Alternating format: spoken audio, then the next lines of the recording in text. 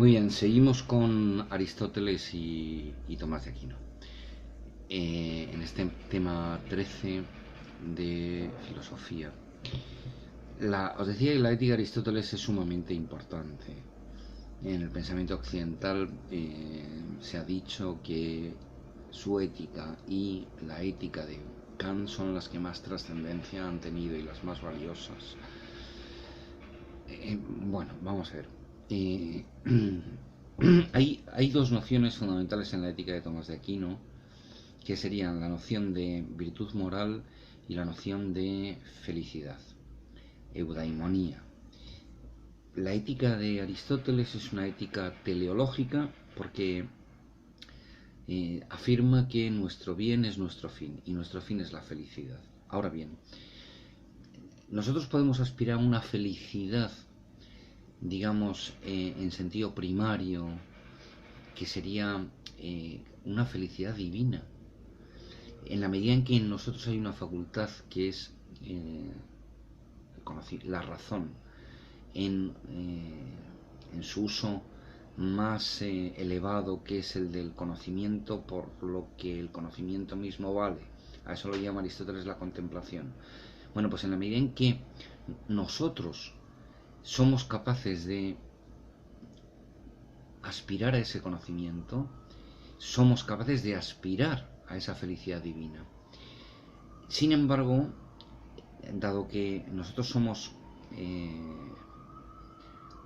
sustancias con una materia, somos seres materiales, tenemos un cuerpo, no podemos aspirar a... ni somos dioses, ni realmente podemos llegar a serlo. A pesar de eso, Aristóteles nos alienta a serlo en la medida de lo posible. Y serlo en la medida de lo posible significa dedicar en la medida de lo posible nuestro tiempo al conocimiento por el conocimiento. Eso sería lo que nos daría una felicidad plena. Pero como somos seres humanos y tenemos un cuerpo, somos pensamiento, pero también somos materia, lo que dice Aristóteles es que esto hace que tengamos que tener una relación con nosotros mismos y también una relación con los demás. Entonces ahí aparece la noción de virtud moral ligada precisamente a tener el proceder más racional, tanto en relación al trato que nos demos a nosotros mismos como al trato que demos a los demás en nuestra convivencia con ellos. Y virtud moral ahí la define Aristóteles como siempre todas las virtudes son aretes, unas nos tienen que ver con la moral, hay aretes, por ejemplo, artísticas o técnicas, pero también hay la arete moral. La arete moral es la virtud, y la virtud, como sabemos, es un hábito, como el vicio, son hábitos, disposiciones adquiridas a través de actos repetidos de la misma especie que generan en nosotros ese hábito o disposición. El hábito no lo tenemos dado por la naturaleza, hay que construirlo.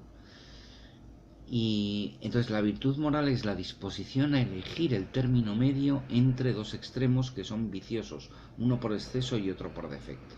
Por ejemplo, en relación a cómo actuar en la batalla, podemos tener la disposición a elegir el término medio, la moderación, el mesotés, que es la valentía, en vez de caer en los extremos, que serían la temeridad, que es un extremo por exceso, y la cobardía, que es un extremo por defecto. Entonces, hay que vivir desde el punto de vista moral, es decir, en relación a los demás, en relación a nosotros, según esta arete, que es la virtud moral y que consiste en el mesotés, en el término medio. Respecto a toda acción y pasión existe la posibilidad de elegir un término medio, y eso es lo mejor, dice Aristóteles. Bueno, vamos, antes de Tomás de Aquino, a hablar brevemente de las filosofías morales helenísticas, que son la de los estoicos y la de los epicúreos, o epicúreos y estoicos.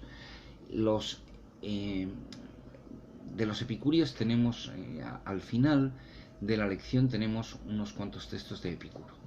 Entonces, Epicuro, que hay que leer, y además yo os he mandado unos ejercicios, os voy a mandar unos ejercicios sobre estos textos. Epicuro sostiene que el bien del hombre es el placer, pero digamos es el placer que consiste en no tener dolor en el cuerpo y en no tener perturbación en el alma. A eso es a lo que debemos de aspirar. No se trata, por lo tanto, de que nos dediquemos a buscar el placer de un modo que nos haga diluirnos y consumirnos en él, sino de hacer un cálculo adecuado para satisfacernos en aquello que sea natural y necesario, evitando lo que no es natural y lo que no es necesario. A veces es preciso, por un placer mayor, por ejemplo la salud, usar el dolor, por ejemplo, ponernos a dieta o permitir que se nos opere o lo que sea. A veces el dolor queda elegido porque está subordinado al placer. Bueno, la filosofía de Epicuro intentaba conseguir que el hombre evitara el miedo, que es otro factor importante para el sufrimiento del alma, por eso dice que nos preocupa mucho la muerte, nos preocupa mucho el juicio de los dioses que nos puede condenar, etc. Entonces lo que hace es intentar concienciar a los demás de que la muerte, cuando está, ya no estamos nosotros, y si estamos nosotros no está la muerte. La muerte verdaderamente no es una vivencia, nuestra muerte no es una vivencia que podamos experimentar. Por lo tanto no hay que temerle. Y los dioses pues tampoco o no existen o no se ocupan de nosotros, así que podemos vivir tranquilamente, despreocupados de que nos puedan dañar o vengarse de nuestro comportamiento, castigarnos, etc. En el caso de los estoicos, que al igual que los epicúreos se van a prolongar no solamente en el mundo griego, sino también en el mundo romano, los filósofos estoicos más importantes no son los griegos, son seguramente los romanos, los más conocidos, como Marco Aurelio, Epícteto antes, Séneca. Vienen a entender que lo que hay que hacer es acoplarse al destino. El destino ocurre porque hay una razón universal que lo conduce. Entonces no debemos ir a contracorriente porque vamos a ser arrastrados, sino por el destino. Tenemos que nadar a favor de la corriente. Lo que está en nuestra mano es la libertad para aceptar o rebelarnos, y en ese sentido debemos de elegir, porque somos libres para ello, aceptar el destino. Es decir, hay cosas que no están en nuestra mano, que nos sobrevienen, y eso hay que aceptarlo. El lema del estoicismo es el resiste y abstente. También la austeridad es una de las virtudes más valiosas para los estoicos. Vamos a la ética de Tomás de Aquino. Vamos a ver. La ética de Tomás de Aquino es muy importante porque cree que hay una ley natural, que sería una naturaleza humana, y entonces la ética, que tiene que ver con los actos voluntarios, actos que quieren bajo la razón de bien y que dependen de la voluntad, que es el apetito racional de bien. Los actos voluntarios nos pueden hacer buenos, pueden ser buenos o pueden ser malos. Entonces, son buenos los actos que, digamos, siguen el principio de la razón, que es hace el bien, evita el mal, aplicado